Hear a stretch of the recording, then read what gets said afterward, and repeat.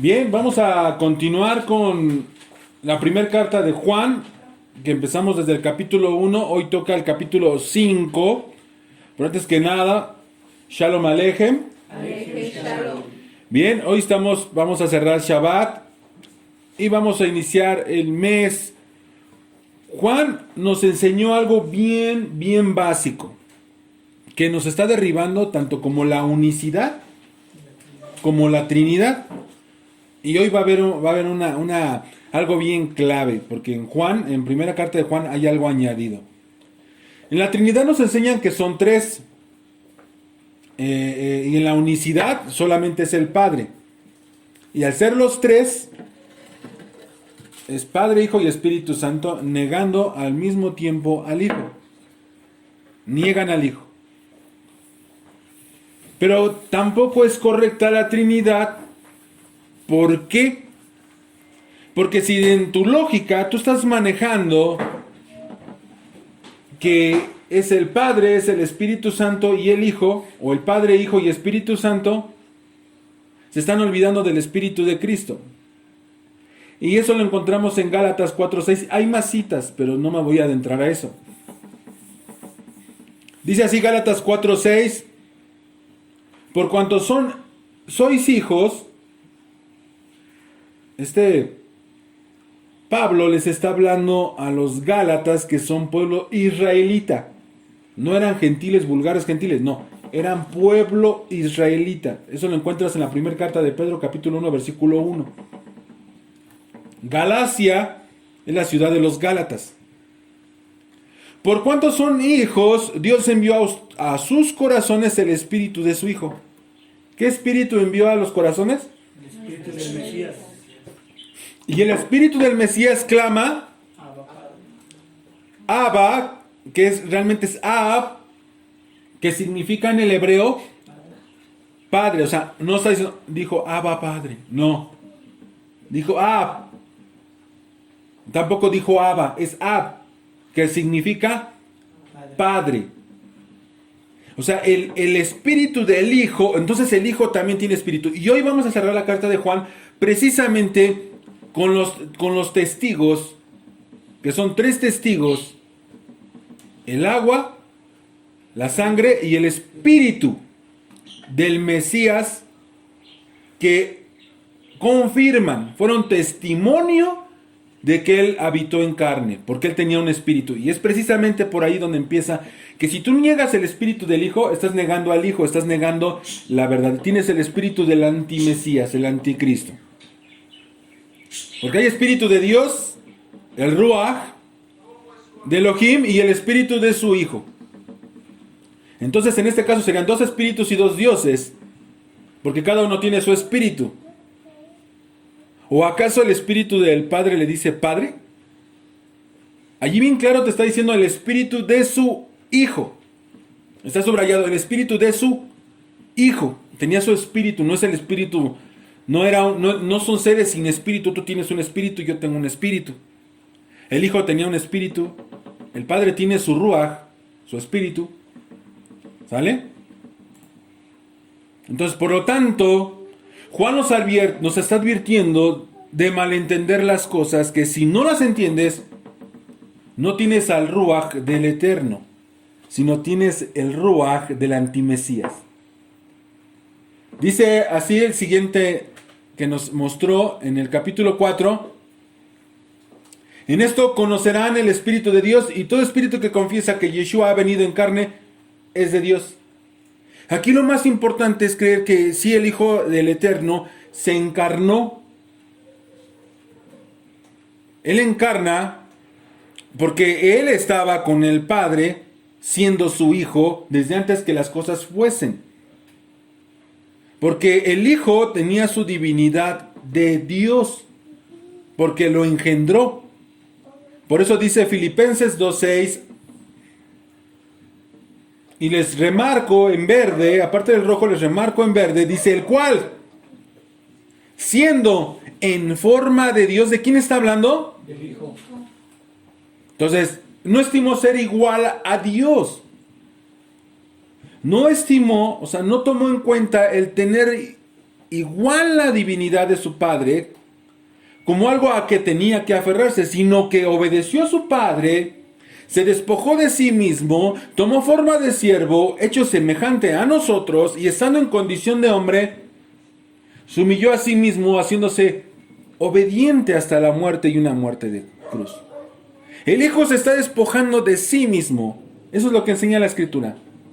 Lo esencial de este texto es que este texto nos está aplicando solamente al Hijo. No está hablando del Padre. El Hijo tenía la forma de Dios, era igual a Dios, se despojó tomando condición de hombre, así de simple. Si tú no estás entendiendo este texto, aquí ya empieza el problema, aquí ya está grave. Está escondido para ti, por lo tanto tú puedes creer en la Trinidad o en la unicidad. Cuando Pablo y Juan y Pedro lucharon para explicar al Mesías, todos los apóstoles, es más, el mismo David luchó para explicar quién era el Hijo. Eso lo encontramos en el Salmo 2. Yeshua también, de hecho, enfrentó a los fariseos con el Salmo 110. Así que si tú dices que no es el Padre y el Hijo, entonces eres un antimesías. Esto es lo que explica en el capítulo 4 de Juan, de la primera carta de Juan. Nos está explicando el amor que refiere a dar. Así, y si dices creer en Dios y no amas a tu prójimo, de nada te está sirviendo. El propósito de que el Hijo del Eterno viniera era salvar al mundo, así como nos dice el versículo 14. Y nosotros hemos visto y testificamos que el Padre ha enviado al Hijo. ¿Se dan cuenta lo repetitivo que es? El Salvador del mundo. Así es, el Padre envió a su Hijo a salvar al mundo. ¿A salvarlo de qué? ¿Del diablo? De la ira de él. ¿A salvarlo del infierno? Ahora, ¿eres salvo? La salvación se resume en algo muy simple. Hay quienes creen que han creído en Jesús y que son salvos y punto, listo, se acabó todo. Ah, pero no obedecen a Dios. ¿Por qué fue castigado el pueblo hebreo? ¿Por qué tanto sufrimiento en el pueblo hebreo? Por la desobediencia ¿A qué? a la Torah, a los mandamientos de Dios. Y tú dices que ya no hay ley. Imagínate. Ahora, hace ratito les estaba comentando algo bien básico. Todo el mundo piensa que todo el pueblo tenía sus rollos escritos. Tienen la mentalidad que cada quien traía su Biblia en su brazo. El 99.9 de la población israelita no sabía escribir, no sabía leer. Por eso tenían escrito. Por eso existían los escribas, existían los doctos en la Torah y quienes leyera. Y por eso cada sábado en el tiempo de Yeshua, él les decía también, les fue dicho, no les dijo, ¿no lo leyeron? ¿O qué no tienen su Biblia en su casa, en su buró? Eso no existe. No existía la lectura. Existía que los doctos, los fariseos o los maestros rabinos, como lo quieras llamar, los roe, se sentaban y leían los escritos en arameo, porque ni siquiera en hebreo. Ya se había perdido el hebreo. Por eso cuando Yeshua habló, cuando iba en camino de Maús, empieza a recitar la oración del pan. Baruch atah Adonai Elohim. Ahí en ese momento dice, espérame, está hablando en hebreo. Es la lengua sagrada. Por eso Yeshua le dice, busquen en las escrituras, porque de ellas hablan de mí. ¿A quién se lo dijo? ¿A todo el pueblo? A los que estudiaban y leían y que tenían los escritos en su mano. ¿En qué caso fuera de que Pablo dijera, tráeme mis escritos que dejé en la casa de no sé quién, si se acuerdan de ese texto? Préstame tu Biblia y punto, se acabó. Pues ¿cuál? ¿Para qué necesito otra? porque no es de cualquiera que tuviera a la mano. Entonces olvidarse de su ley fue muy fácil, y eso lo vamos a ver en la fiesta de Sukkot, donde retornan y les empiezan a leer y todo el mundo está fascinado. Por eso cada Sabbat se tiene que leer la porción. Ahora tienes la porción en tu celular, que estás todo el día ahí. Ahora tenemos la facilidad de poder estar escudriñando las porciones y saber literalmente, poder meternos a ver qué significa la palabra y qué es lo que te está diciendo y por qué te lo está diciendo. Tenemos más oportunidad de poder guardar la Torah que en esos tiempos.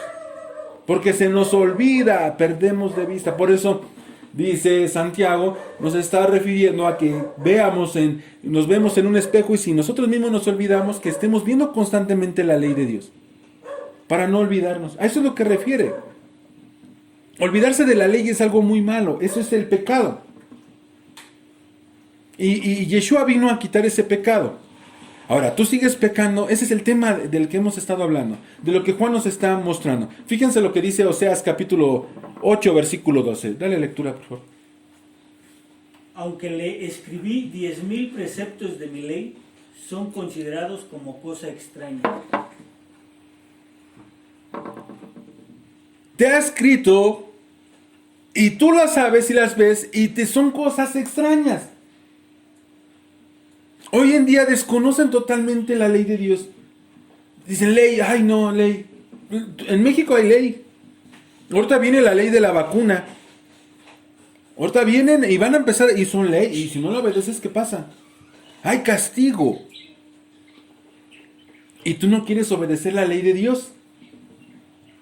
Fíjense lo que nos está diciendo Oseas capítulo 4, versículo 6. Mi pueblo es destruido por falta de conocimiento. Por cuanto tú has rechazado el conocimiento, yo también te rechazaré, para que no seas mi sacerdote. Como has olvidado la ley de tu Dios, yo también me olvidaré de tus hijos. No era algo tan simple, por eso dice, cuando se sientan en la cátedra de Moisés, cátedra es la silla, y empezaban a leer el rollo de la parashá, de la porción de la semana. Si se fijan, las porciones se dividen en 7. Para que tú lo vayas estudiando en casita. Antes era de un trancazo toda. Y no había interpretaciones, solamente era la lectura tal cual, literal. Por eso le dice uno para tentar al Mesías. ¿Quién es mi prójimo? ¿Tú cómo interpretas? Cuando están hablando entre maestros se dice, ¿cómo interpretas tú la escritura? ¿Se imaginan? Ahora imagínate a alguien que está dedicado a lo suyo en su trabajo y todo. ¿Tú crees que iba a guardar la Torah? ¿Qué interpretaban? Lo que querían. O sea, ellos la tenían más difícil, ahora tú la tienes más fácil. Aquí le está hablando al pueblo de Leví. ¿Se acuerdan de la promesa que le hizo a Pinjas? Tu descendencia va a ser, permanece para siempre. ¿Pero qué se olvidaron? De la ley. Sí, el pueblo de Israel se olvidó de la ley. El pueblo levita se olvidó de la ley. Abandonaron, es más, ¿cuántas reconstrucciones hicieron del templo? Porque lo abandonaron y se fueron. Dice, yo también me olvidaré de tus hijos. Ahora imagínate, tú te olvidas, el cristianismo, el catolicismo, el que tú quieras y mandes, han quitado la ley de Dios. ¿Qué es pecado? Todo lo que a Dios no le agrada. Y no puedes dejar de pecar. Eso es lo que te enseñan. Ahora, tú quieres prosperar. ¿Quién no quiere prosperar? ¿Quién no quiere dejar de tener necesidad? ¿Quién no quiere dejar de sufrir? Ahora sí que pare de sufrir. Esto es muy fácil. En Deuteronomios, ahorita lo que estamos en el tiempo que ahorita se está presentando, estamos en Deuteronomios. Está una fórmula, está la fórmula del éxito, está la fórmula de la abundancia y de la prosperidad. Siguiente. Y se los puse con verde. Y sucederá que si obedeces diligentemente al Señor tu Elohim, cuidando de cumplir todos sus mandamientos que yo te mando hoy. ¿De quién son los mandamientos? El Señor tu Dios te pondrá en lo alto sobre todas las naciones de la tierra Y todas estas bendiciones van a venir a ti. ¿Cuáles? ¿Cuáles? Estas te van a alcanzar si tú obedeces al Señor tu Dios. Bendito serás en tu ciudad, bendito serás en el campo, bendito será el fruto de tu vientre, el producto de tu suelo, el fruto de tu ganado, el aumento de tus vacas y las crías de tus ovejas. Benditas serán tu canasta y tu arteza. Bendito será cuando entres y bendito será cuando salgas. El Señor hará que los enemigos que se levanten contra ti sean derrotados delante de ti. Saldrá contra ti por el camino y huirán delante de ti por 7 caminos. El Señor mandará que la bendición sea contigo y tus graneros y todo aquello en lo que ponga tu mano te bendecirá en la tierra que el Señor tu Dios te está entregando. Te establecerá el Señor como pueblo santo para sí, o sea, para Él, como te juró, si guardas sus mandamientos del Señor tu Dios y andas en sus caminos. ¿Por qué crees que las falsas doctrinas van en contra de la ley? Pues para que no tengas la bendición. ¿Qué es lo que atacan? ¿A lo bueno o a lo malo? ¿Cuándo has visto una mofa de Buda? Hay un grupo llamado Black Sabbath. ¿Sabes por qué? Sábado negro. ¿Y por qué no es Black Sunday? Porque están atacando a la verdad. El que tú estés en el domingo celebrándolo como un buen cristiano, estás en contra de la ley. Siempre van a atacar la verdad. Porque así está escrito. Será bendición si tú obedeces. Por ejemplo, guardar el Sabbat es un mandamiento. ¿Y no lo obedeces? Ah, pero quieres bendición, quieres prosperidad, quieres que Dios esté atento, porque sí, porque así debe ser Dios. Dios es bueno y debería de ayudarme. ¿Por qué no lo obedeces? ¿Porque tienes que trabajar? ¿Quieres que termine tu necesidad? ¿Acaso no alcanzas a entender lo que el Eterno tiene preparado, escrito? Está escrito, es una promesa. Aquí nos está mostrando en cada uno de sus mandamientos que es el amor hacia su pueblo, por medio de esos mandamientos. Ahora vamos a iniciar el capítulo 5, desde el versículo 1, y tiene por título La fe que vence al mundo.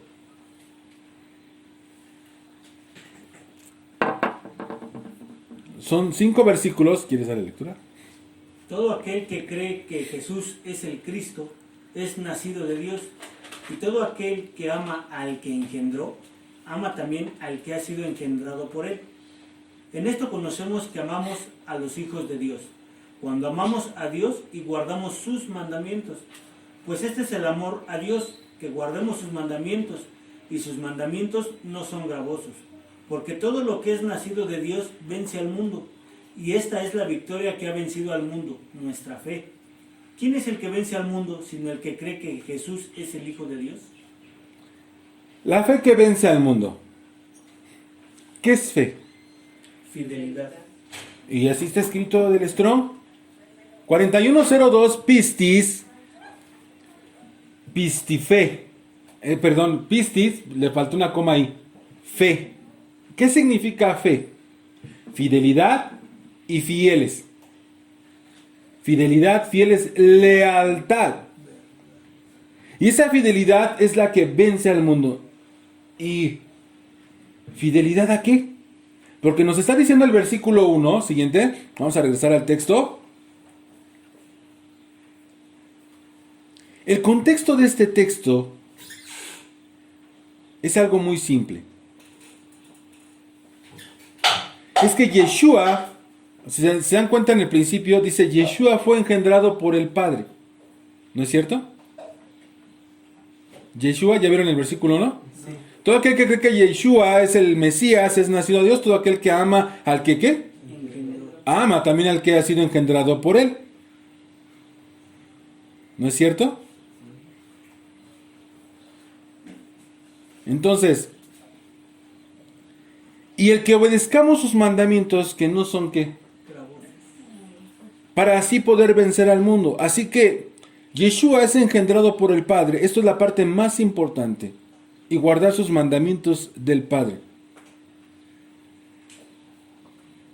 Dense cuenta lo que Juan está diciéndonos. Juan miró en Apocalipsis al Hijo sentado a la diestra de su Padre. Lo mismito que vio David. Y Esteban.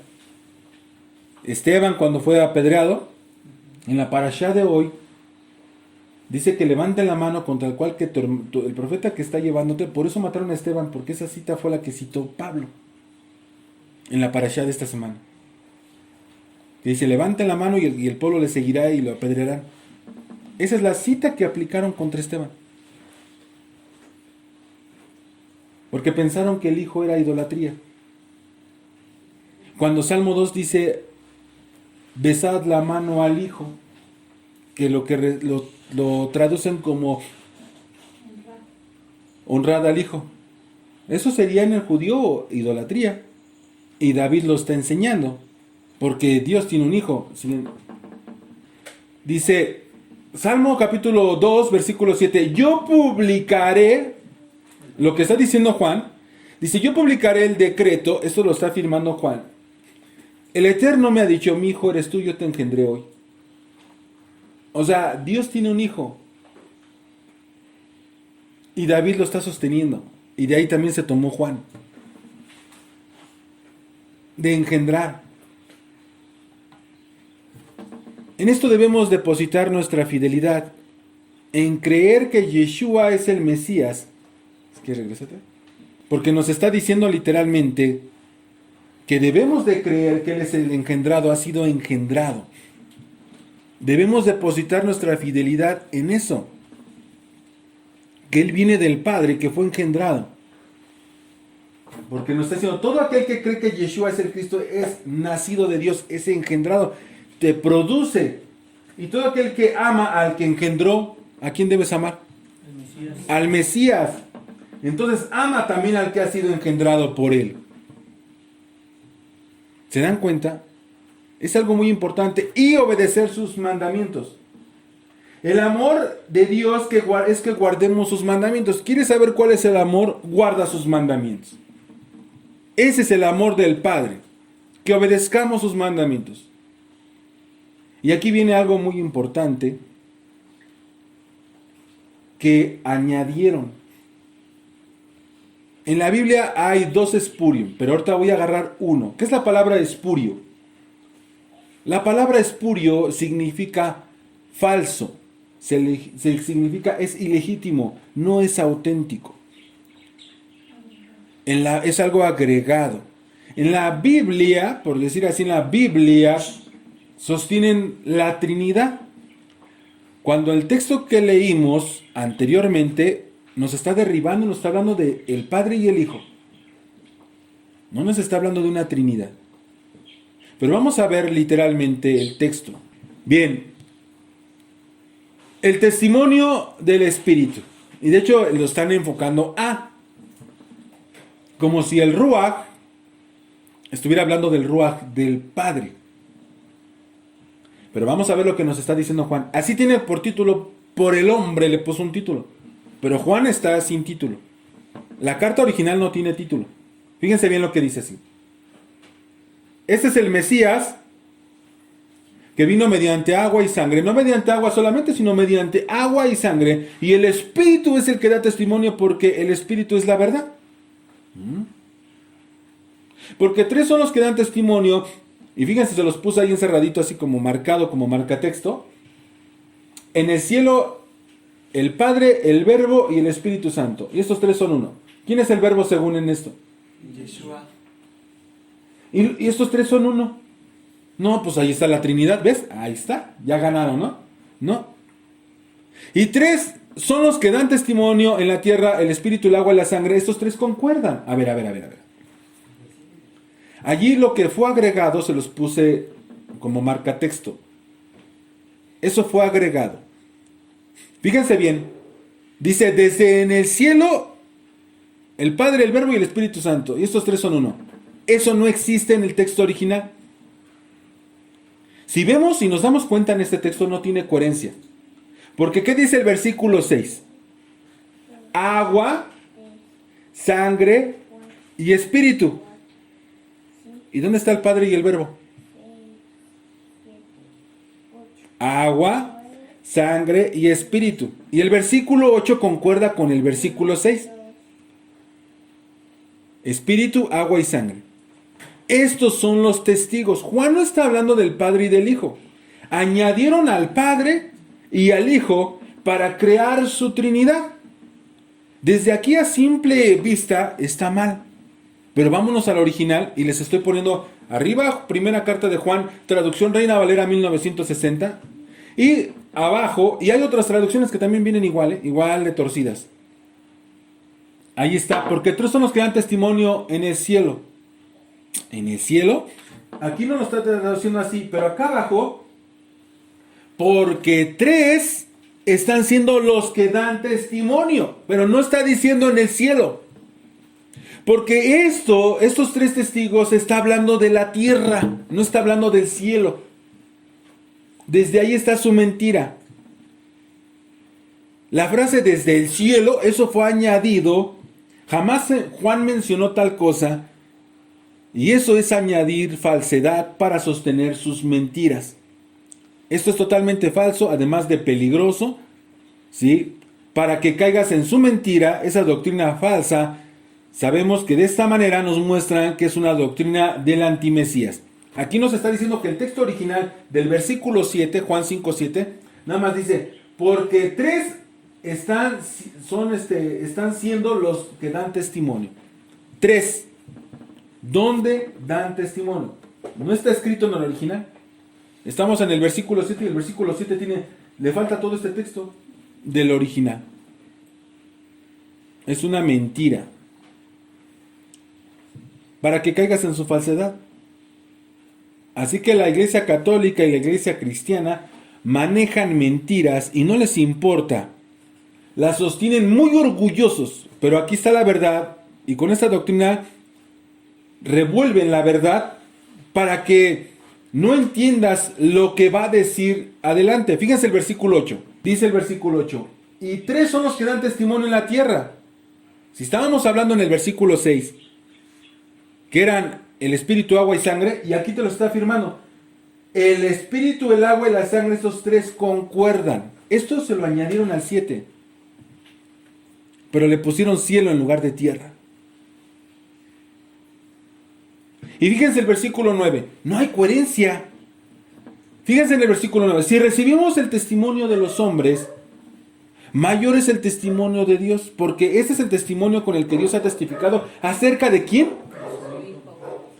El que cree en el Hijo de Dios tiene el testimonio en él mismo. El que no cree a Dios le ha hecho mentiroso. Porque no ha creído en el testimonio de Dios que Dios ha dado acerca de su Hijo. Dio un testimonio. ¿Cómo? Este es el testimonio. Que Dios nos ha dado vida eterna y es la vida que está en su Hijo.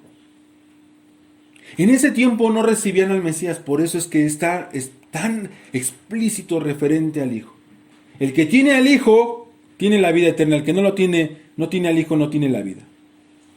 El Espíritu, el agua y la sangre, aquí en la tierra nos dieron un testimonio. Y Juan fue el testigo.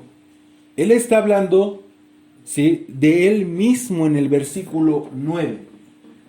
Él es el hombre que está dando el testimonio. Y eso de que Yeshua tenía espíritu, dice la escritura que entregó su ruaj. ¿Sí? En el Evangelio de Juan, del mismo Juan, en el capítulo 19, versículo 30 nos dice, cuando Yeshua hubo tomado el vinagre, dijo, consumado es. Y habiendo inclinado la cabeza, ¿qué entregó? Espíritu. ¿El Espíritu Santo? No, espíritu de él. ¿Quién fue el testigo ahí? Su espíritu.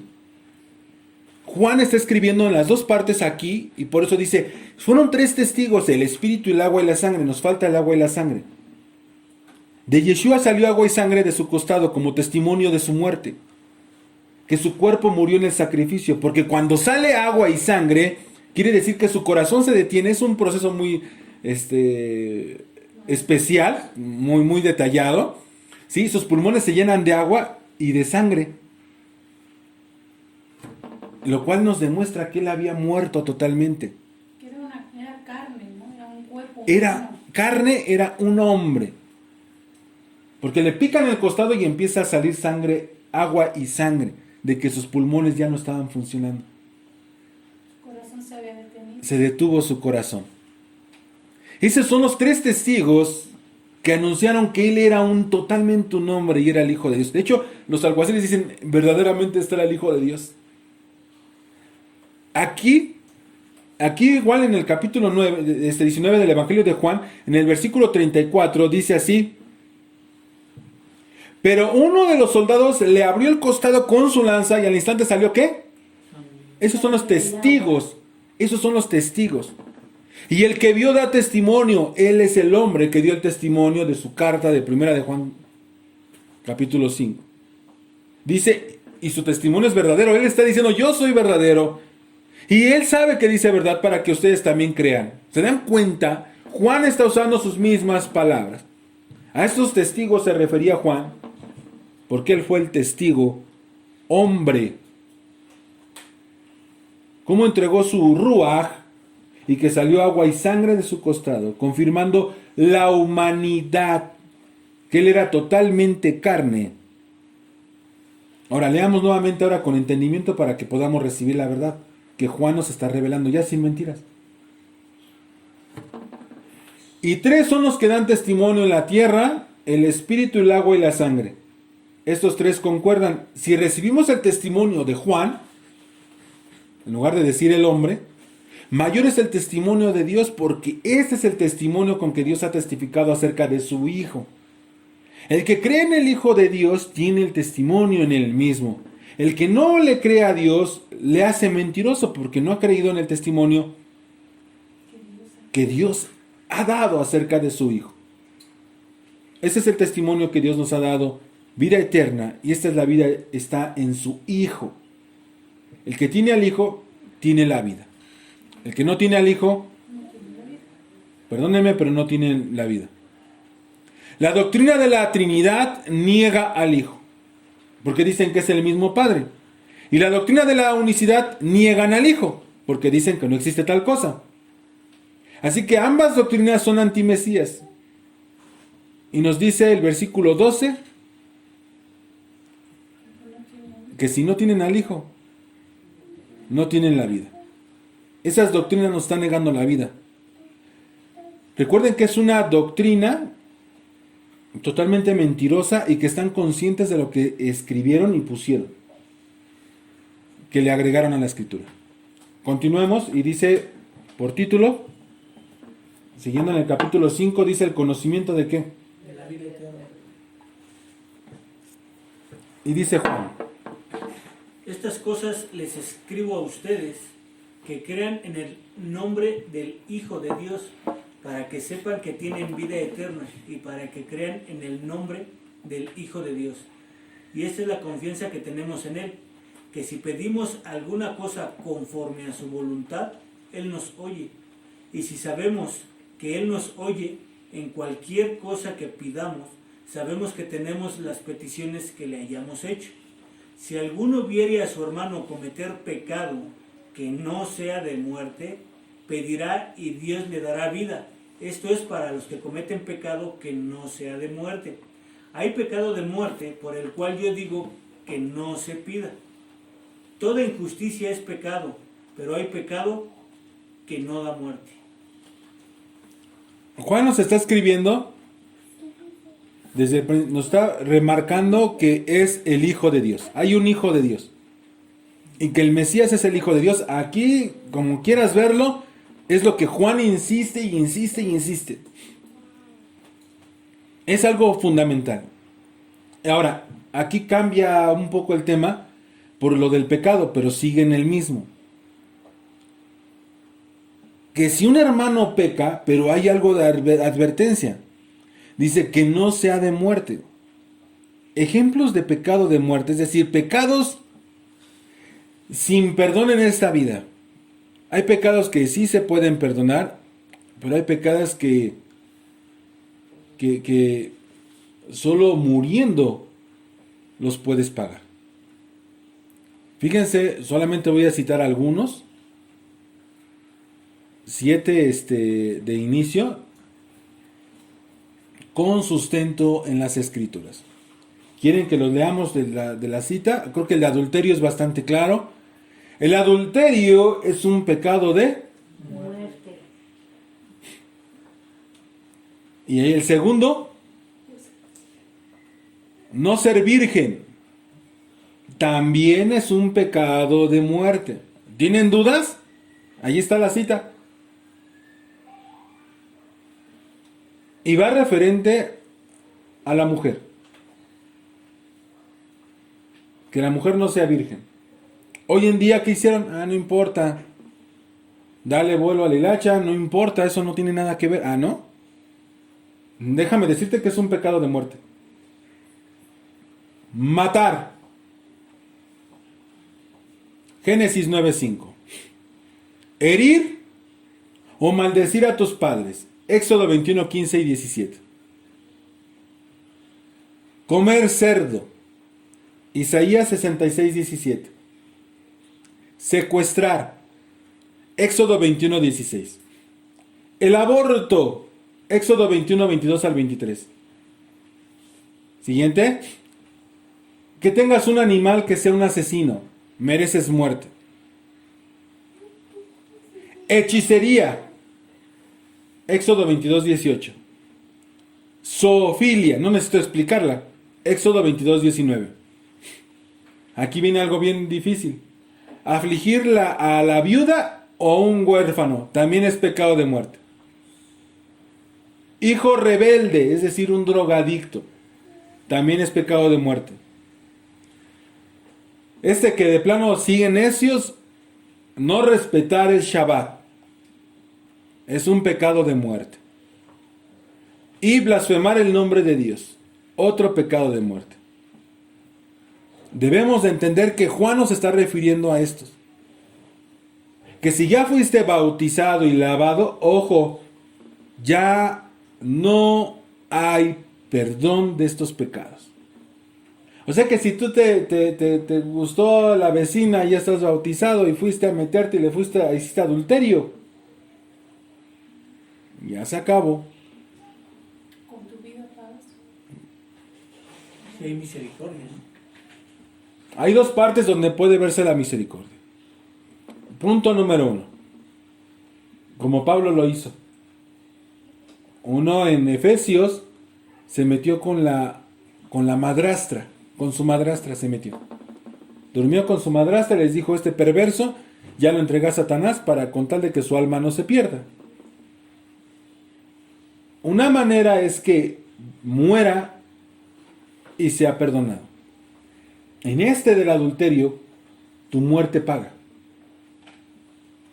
Y si no moriste inmediatamente, tienes oportunidad de arrepentirte. De llevar una vida constante, porque el que practica el pecado, la práctica, si tú corregiste y dices, ok, pero llevas una vida sin infringir la ley, tu más te va a ayudar a tu menos. Porque dice el Señor, cambió su camino. Pero si sigues en el mismo camino, eso te va a condenar. Por ejemplo, el blasfemar el último, el nombre del Eterno, no hay perdón aquí ni allá. Y muchos sostienen que el nombre de Elohim es tal y que el otro es... Y empiezan a decir un montón de tonteras con tal de sentirse los que sí saben el hebreo y que sí saben decir cómo, y no se guardan su boca. Y no saben que están hablando lo que no deben de hablar. Y eso es peligrosísimo. Entonces, a estos pecados dice que no debes de pedir por tu hermano. Ay, Señor, ayúdalo, que ya deja a la vecina en paz. O sea. Ay, no, pues es que le ganaron las ganas y perdió su virginidad. Ahí está. Blasfemar, un hijo rebelde es drogadicto, lo meto a un centro de rehabilitación. Dios ama a todos, Dios aborrece el pecado, pero ama al pecador. Eso es una gran mentira. Ahí están las citas. Ahí están las citas. No, las órdenes no las estoy dando yo. Hoy el mundo les da permiso de todo. Puedes intercambiar de pareja, puedes ser feliz según tú. Lleno de muchas enfermedades. Nos está llevando Juan a que nos debemos de ayudar unos a otros, cuidándonos de no pecar, de no infringir la ley, de no pecar deliberadamente. Y dice, para cerrar el tema de toda su carta, que sí se puede dejar de pecar. Que sí podemos, y que nos engañaron cuando torcieron las escrituras, que si no seas mentiroso a Dios. Juan cierra su carta, fíjense bien cómo afirma de que sí se puede dejar de pecar en el versículo 18 del capítulo 5. Sabemos que todo aquel que ha nacido de Dios, ojo, oigan bien, no practica el pecado. Si tú te equivocas, tienes un abogado, pero no quiere decir que con eso vas a estar... ¿Qué ratero puede estar llamando a su abogado a cada rato para sacarlo del mismo problema? Uno se vuelve reincidente y ya no sale. Ya el juez le dice, no, ya aunque me quieras pagar, o sea, ya pásale, ya tu residencia es acá. Si no, el Chapo estuviera afuera, ¿no? O sea, no puedes reincidir y que la ley te siga brincando, o sea, o que te sigan perdonando. O sea, el Mesías tampoco va a ser un apapachador de infractores de la ley. Por eso Pablo dice, ¿acaso Es ministro de pecado. Yeshua es ministro de pecado? Pues no. El que practica el pecado, pues aquel que fue engendrado por Dios, le guarda y el maligno no lo toca. Sabemos que somos de Dios y el mundo entero está bajo el maligno. Pero sabemos que el Hijo de Dios ha venido y nos ha dado entendimiento para conocer al que es verdadero. Y estamos en el verdadero. ¿En quién? En su Hijo el Mesías. Ese es el verdadero Dios. ¿Se acuerdan? Este es el verdadero Dios. ¿Cómo? ¿Quién es el verdadero Dios? El hijo. Yeshua es Dios también. Sí, también es Dios. Porque cuando tú engendraste a tu pequeñito, no engendraste, ay, qué lindo gatito, qué lindo. No. ¿Usted qué engendró? Niños. Humanos. Entonces, si Dios engendra a un hijo, como lo dijo el Salmo 2, ¿qué engendró? Pues a un Dios. Y si el Padre es eterno, pues Él siempre va a seguir siendo Padre por toda la eternidad y va a ser el único Dios que tiene un hijo, que engendró un hijo. Ese es el verdadero Dios y la vida eterna. Hijitos, guárdense de los ídolos, que dejen de estar siguiendo cosas que no son el eterno. Ahora yo te pregunto, ¿has nacido de Dios? ¿O sigues practicando la infracción a la ley de Dios? Recuerda que Juan nos transmite que esto es el conocimiento de la vida eterna. Así que mediten en eso y que el Eterno sea con cada uno de ustedes. Amén.